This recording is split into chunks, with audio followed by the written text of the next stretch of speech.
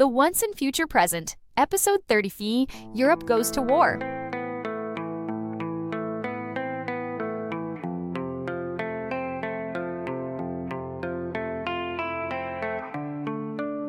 Welcome back to The Once and Future Present, an Ape European History podcast from Hammer History Productions.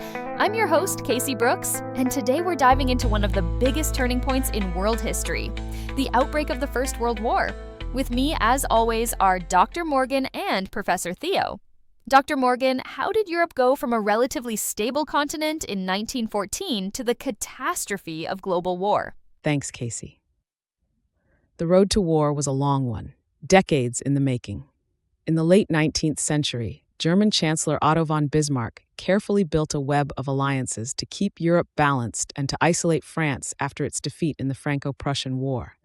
He wanted to protect Germany's new empire and maintain peace through strength. In 1879, Bismarck forged the dual alliance with Austria-Hungary, pledging mutual defense against Russia. 3 years later, Italy joined, creating the Triple Alliance. For Bismarck, these agreements weren't meant to start wars, they were meant to prevent them. He once said he sought to be an honest broker of peace in Europe, using diplomacy to manage tensions and prevent coalitions against Germany. His system rested on keeping France friendless, containing Russian ambitions, and preserving a balance among Europe's monarchies. So, Bismarck's plan was basically to hold everything together with careful diplomacy. Exactly, Casey. He was deeply conservative. He feared liberal revolutions and believed peace between monarchs would preserve order. But his successor, Kaiser Wilhelm II, had different goals. Wilhelm wanted Germany to take what he called its place in the sun. That new policy, Weltpolitik, sought to make Germany a global power through naval expansion, colonies, and prestige. Was that what started the rivalry with Britain? Yes, precisely. The Anglo-German naval race became one of the most visible signs of growing tension. Britain relied on naval supremacy to protect its empire, and Germany's decision to build massive dreadnought battleships directly threatened that security. Between 1906 and 1914, both nations poured resources into new fleets, feeding public anxiety and nationalist pride. Newspapers fanned the flames with headlines about the menace from across the North Sea. And the naval buildup symbolized a deeper shift. Instead of Bismarck's cautious diplomacy, Wilhelm favored displays of power. It sent the message that prestige mattered more than stability. Each act of bravado made other powers nervous and drove them closer together. So, Bismarck's careful web of alliances slowly turned into a trap of rival blocs? Exactly. The alliances were supposed to guarantee peace through deterrence, but they hardened into rigid camps. Once war seemed possible, the system left little room for retreat. Bismarck's system worked for a while. He even reached a separate understanding with Russia, called the Reinsurance Treaty of 1887, to avoid conflict on Germany's eastern border. But after Kaiser Wilhelm II dismissed Bismarck in 1890, the new emperor's aggressive and impulsive foreign policy unraveled those careful arrangements. Wilhelm let the Reinsurance Treaty lapse, driving Russia to seek new allies. France quickly took advantage of that diplomatic opening, signing the Franco-Russian alliance in 1894. Then came Britain's realignment. For much of the 19th century, Britain had followed a policy known as splendid isolation, avoiding permanent alliances. But by the early 1900s, rising German naval power and colonial rivalry made isolation too risky. Britain settled disputes with France in the Entente Cordiale of 1904, and then reached an understanding with Russia in 1907.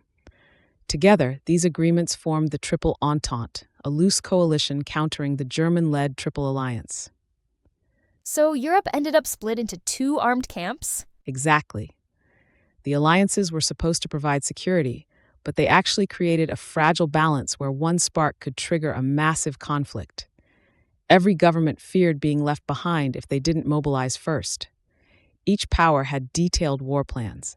The most famous was Germany's Schlieffen Plan, designed to defeat France quickly by sweeping through neutral Belgium, then turning east against Russia. And remember, all this was unfolding in a climate of militarism and nationalism. Many Europeans saw their armies not just as tools of defense, but as symbols of national pride. Parades, military uniforms, and songs glorified the soldier's life. Military budgets reflected this mindset.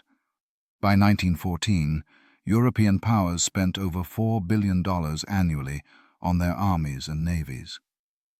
Germany maintained a standing army of more than 4 million men under arms. France and Russia followed closely with multi-million conscript forces, and Britain, though smaller, devoted enormous sums to its navy. These numbers gave citizens a sense of pride, but also created an arms race, where each increase in one nation's defense budget demanded another from its rivals. Textbooks taught that war would purify society and bring out a nation's true strength.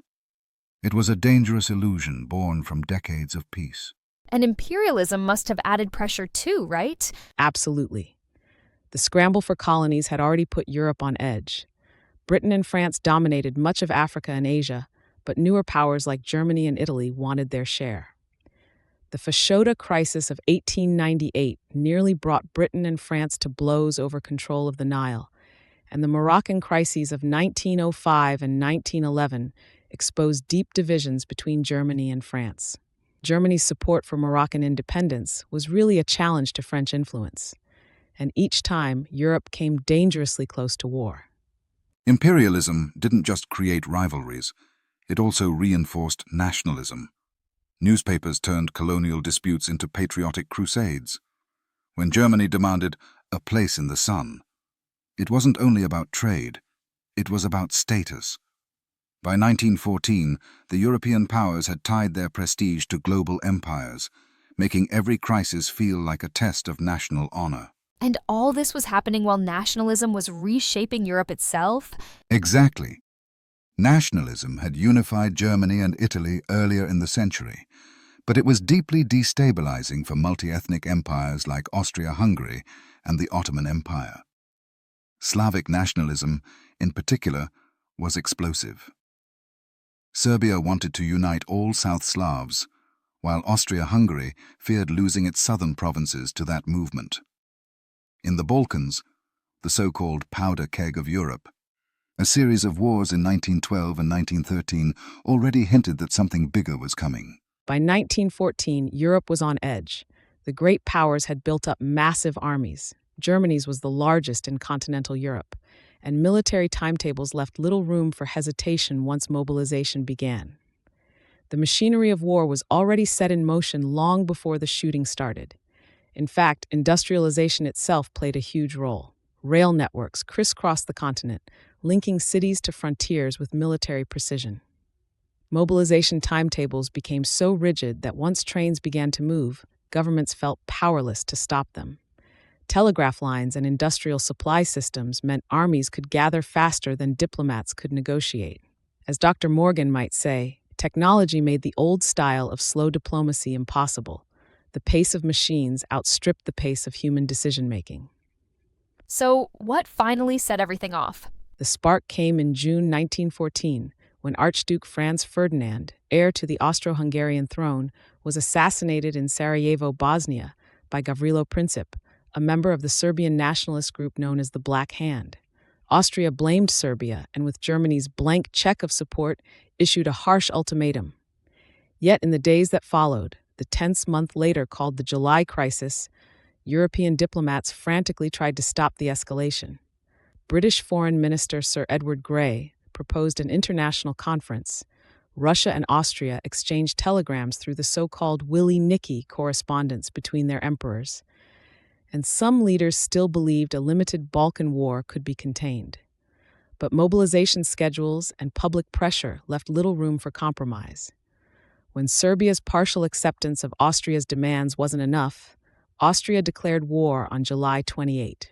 Russia mobilized to protect Serbia, Germany declared war on Russia and France, and when German troops invaded Belgium, Britain entered the war. Within a week, Europe was engulfed. It's wild how one event spiraled into total chaos. It was the dark side of modernization. Industrial technology, complex alliances, and nationalist fervor, all the hallmarks of progress, combined into a catastrophe. People thought the war would be short and glorious. In cities across Europe, crowds filled the streets waving flags and singing patriotic songs. In Berlin, students and workers marched together for the first time in years, shouting that the war would cleanse politics. In Paris, people lined the boulevards to cheer departing troops. Vienna erupted in a mix of nervous relief and patriotic fervor, while in St. Petersburg, soldiers received blessings from priests before boarding trains. Across social classes and nations, many saw the war as a grand adventure or a defense of their homeland. Yet beneath the excitement, there was also anxiety, especially among older generations who remembered past wars. Newspapers portrayed the conflict as inevitable, and few realized they were stepping into a disaster that would last for years. The first shock came at the Battle of the Marne in September 1914. The French and British stopped Germany's advance just outside Paris, but the cost was immense. Both sides dug in, and from the North Sea to Switzerland, a line of trenches scarred the landscape. The Western Front had become a static battlefield where neither side could win quickly. So that's where trench warfare starts. Soldiers stuck for years in horrific conditions? Exactly. Trenches were muddy, infested with rats, and constantly bombarded. The space between opposing trenches, no man's land, was littered with bodies. New technologies like machine guns, barbed wire, and poison gas made frontal assaults almost suicidal. It was industrial killing on an unprecedented scale. And that's where the idea of total war emerged. Every part of society was mobilized. Factories made shells instead of shoes, farmers grew food for armies, and governments took control of economies. Civilians endured rationing and propaganda campaigns urging sacrifice for victory. The psychological toll was immense. At first, there were patriotic celebrations, but as casualty lists grew, Verdun, the Somme, Tannenberg, the enthusiasm faded. Writers like Wilfred Owen and Erich Maria Remarque later captured the disillusionment that began in these years. Could you talk a bit more about those early battles? The Battle of Verdun in 1916 lasted 10 months and cost about 700,000 lives. Germany hoped to drain France's strength, but neither side gained much ground. The British launched the Battle of the Somme to relieve the pressure, suffering 60,000 casualties on the first day alone. On the Eastern Front, the Battle of Tannenberg in 1914 showed how mobile warfare still mattered in some places. Germany crushed Russia's army there, killing or capturing more than 200,000 soldiers. And what about the global side of things? The colonies and empires? The war reached every corner of the world. The Ottoman Empire joined the Central Powers, turning the Middle East into another front. Battles were fought in Africa, where colonial soldiers from Senegal, India, and Australia served in brutal conditions. Japan, allied with Britain, seized German colonies in the Pacific. The Great War was global in scope and human cost. And yet, amid all that destruction, leaders kept insisting it was for civilization's survival. They censored dissent and spread propaganda depicting the enemy as monsters. Each nation claimed moral righteousness while resorting to total war. So by 1916, Europe's optimism had completely collapsed. Exactly. Industrial progress, imperial ambition, and nationalist pride had led to a stalemate that no one could escape. The Great War consumed not just soldiers, but entire societies, and it set the stage for revolutions and transformations that would define the century to come. We'll pick up next time with the home fronts and how the war finally ended. Professor Theo, Dr. Morgan, thank you both for helping us understand how Europe went to war. Always a pleasure, Casey. Thanks, Casey. See you on the home front. And thanks to all of you for listening. This has been the Once and Future Present, episode 34, Europe Goes to War. Join us next time as we follow the war from the trenches to the kitchens, how civilians, soldiers, and leaders tried to endure the unimaginable. And remember, stay curious and think critically.